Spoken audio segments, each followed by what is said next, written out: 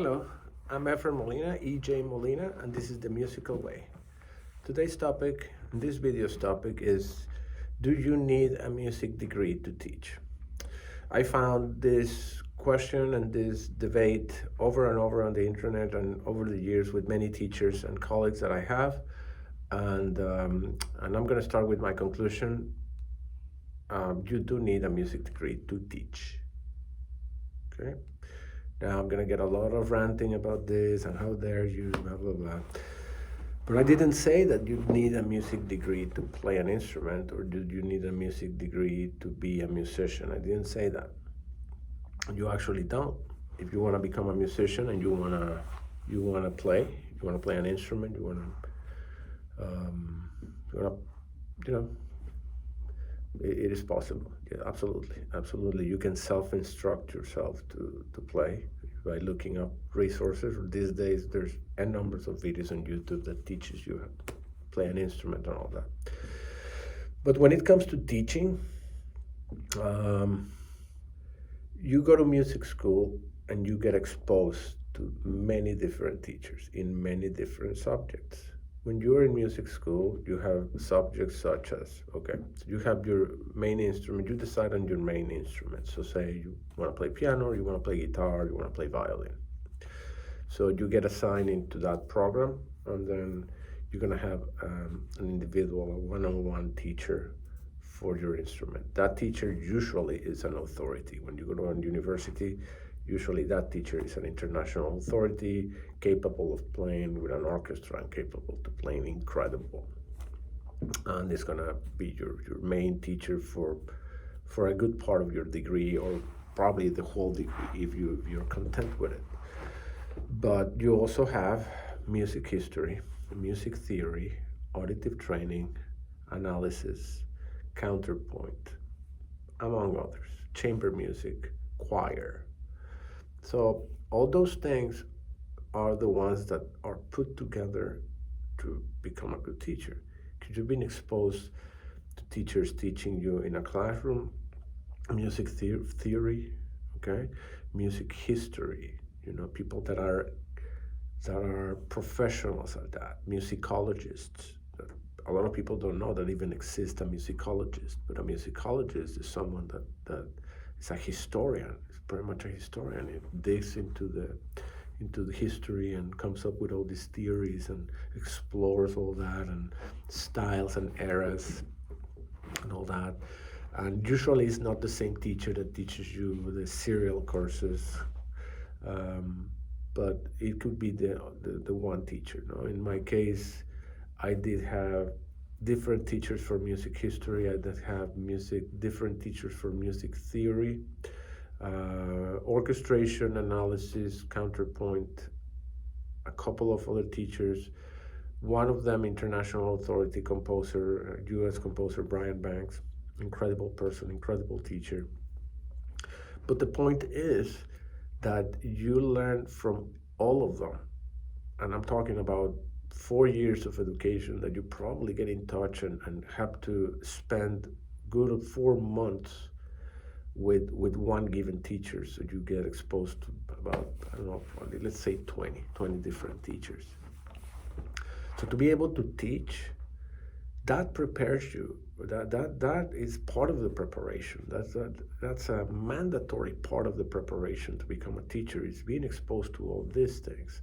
And not only that, not only the teachers that you have for your classes, you also have to attend master classes where maybe not your teacher, but somebody, another teacher is conducting that master class. And then many students from different other teachers, they come out and play, and they get feedback, and they get criticized, and they get destroyed, well, to say the least, right? Because if it's difficult to play in front of your teachers, let me tell you, it's way more difficult to play in front of your colleague students, because, there's a whole competition going on, whether you want to accept it or not. There's always a little bit of competition of who plays better, who's not that great, and so forth. But you get exposed to all this experience, and then whether you like the teacher or not, every teacher has something to offer, something. and something that takes your bell, you know. And then you grab that. If you have the teaching gene like I do, you gather things from all the different teachers, and then compose your own practice, your own systems, your methods, and whatnot.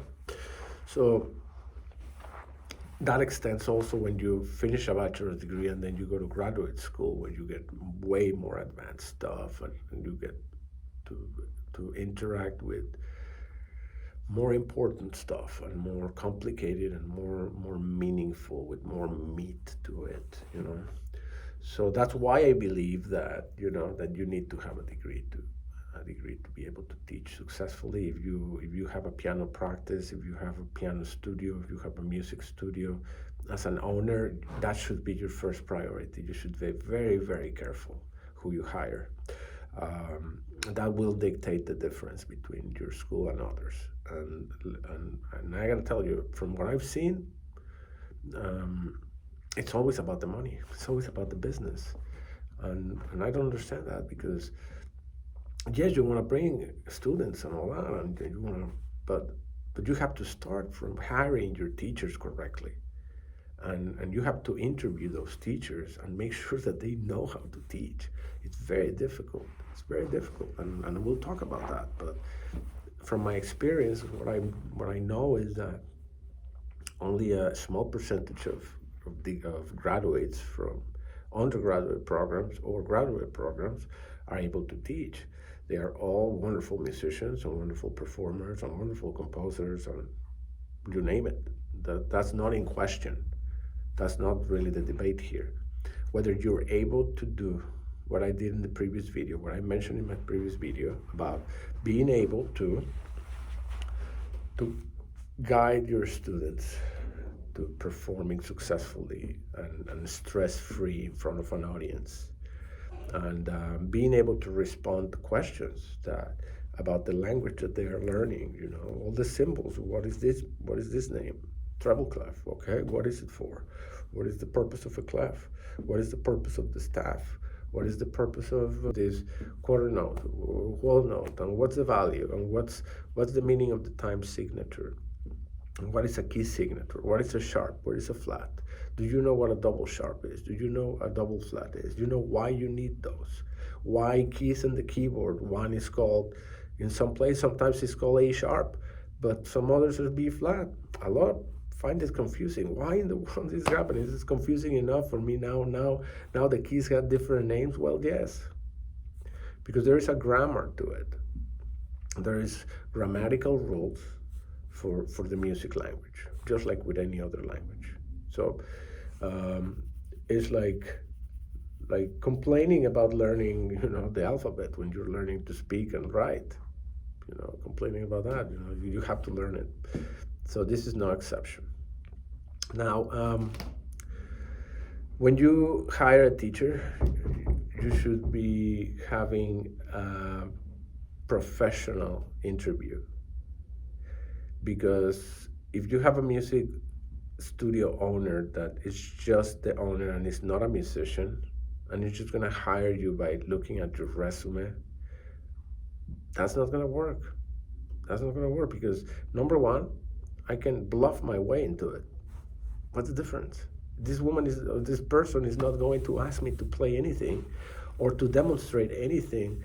I can pretty much tell you I'm Horowitz's son, and and I'm following the tradition, and I played in Carnegie Hall, and I taught in Harvard University, and I can tell you anything. And what? You're gonna go? You're really gonna take the time to go and check on all these credentials and stuff? More often than not, no. You will. I'm talking for experience, that the resume gets you in. Okay, there was this this studio in Florida that I taught. Elena Migunov, that's the owner of that student. The name of the studio was Bravo Academy of Music, and that was the real deal.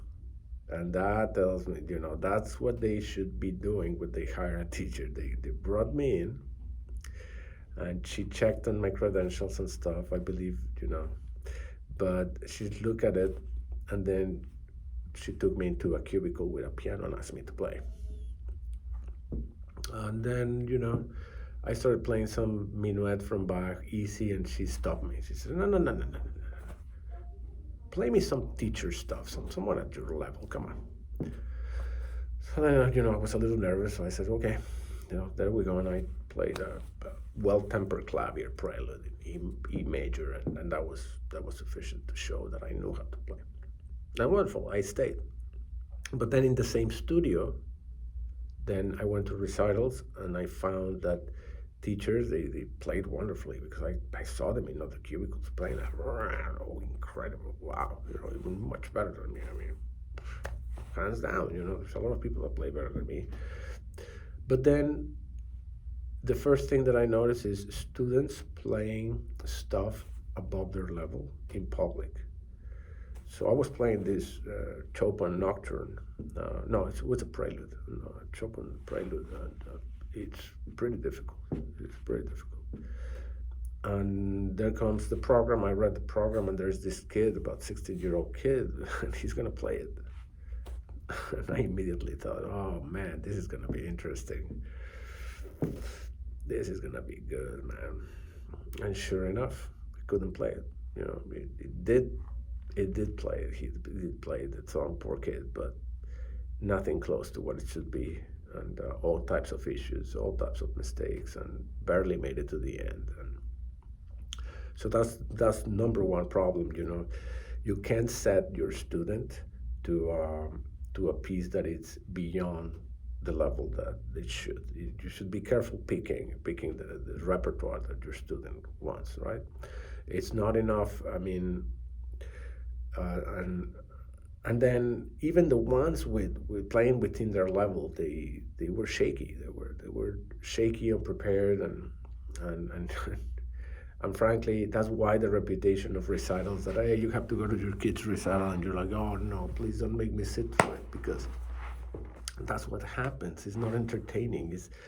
It's stressful and tiring to watch a bunch of kids struggling and barely making it, and it's a wreck.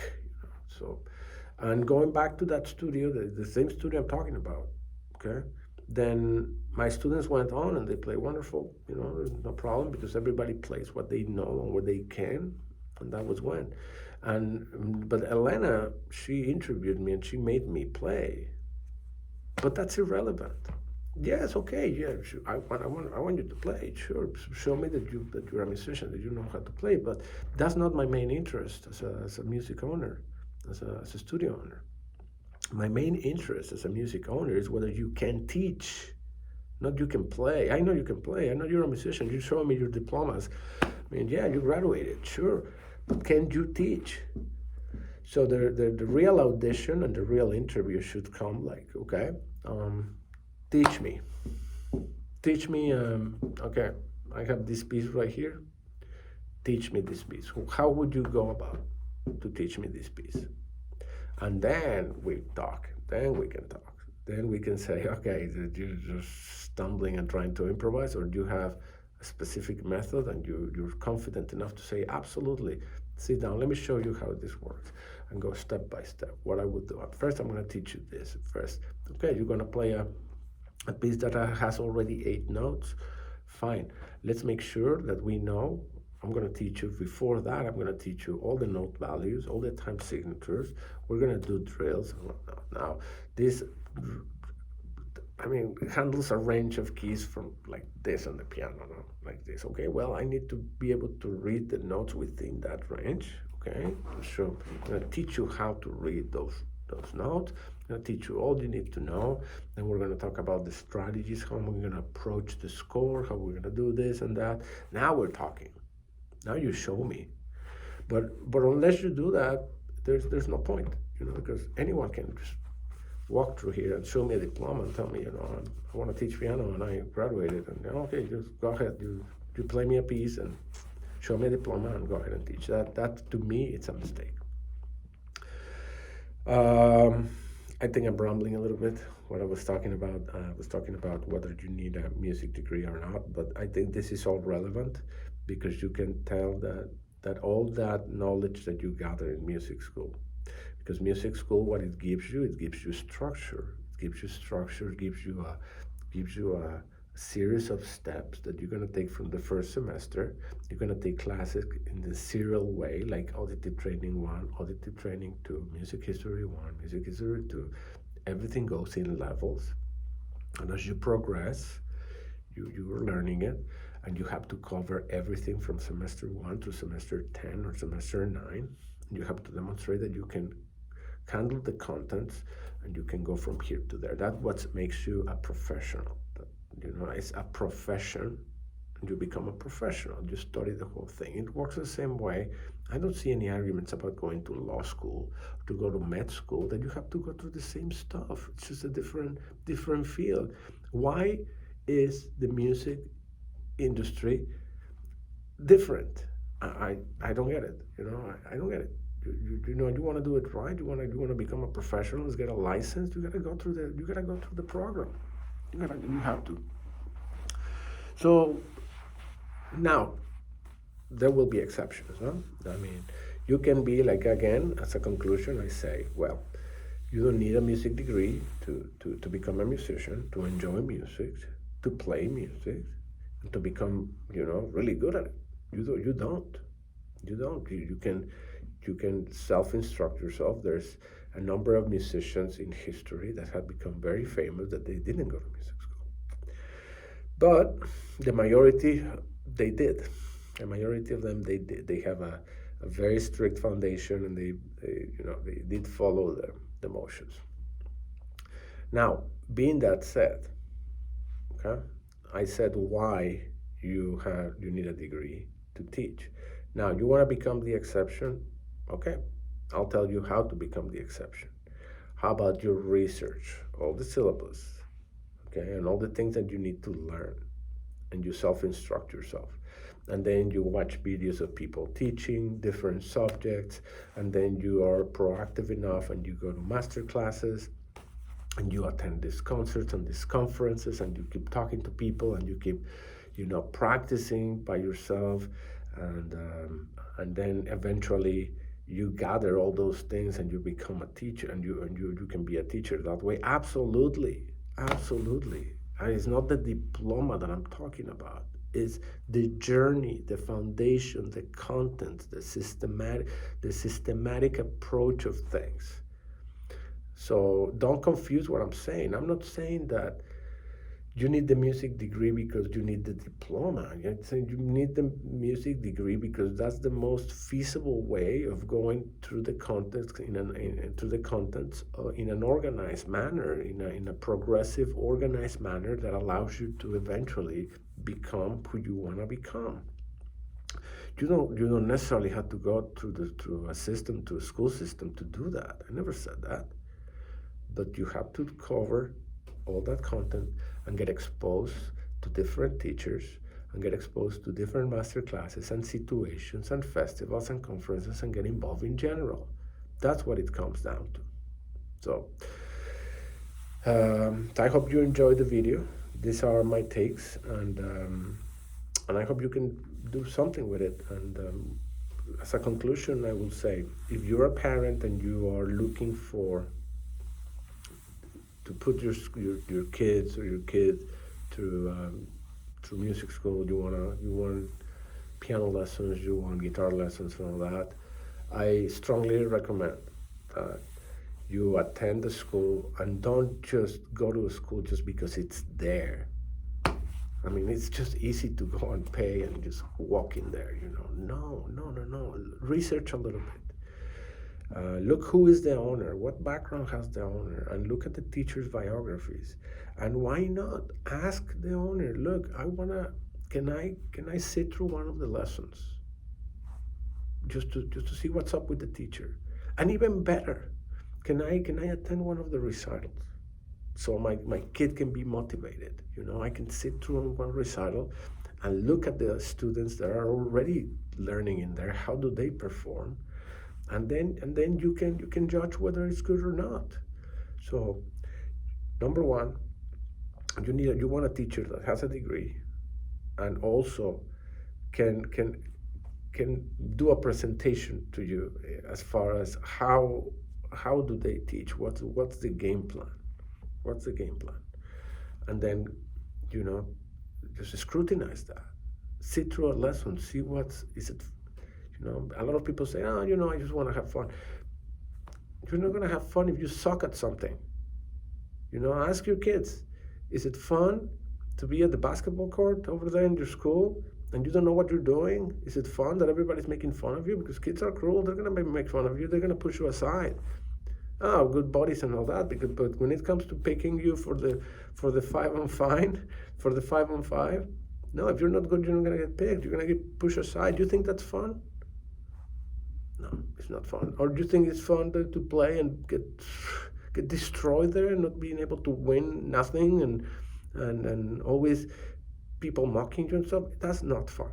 Fun is you get prepared and you do something well, and as a result you get the fun. It's like money. You work smart, you work in what you want to do, what you love to do, you put enough effort, and money is a result. Fun is a result.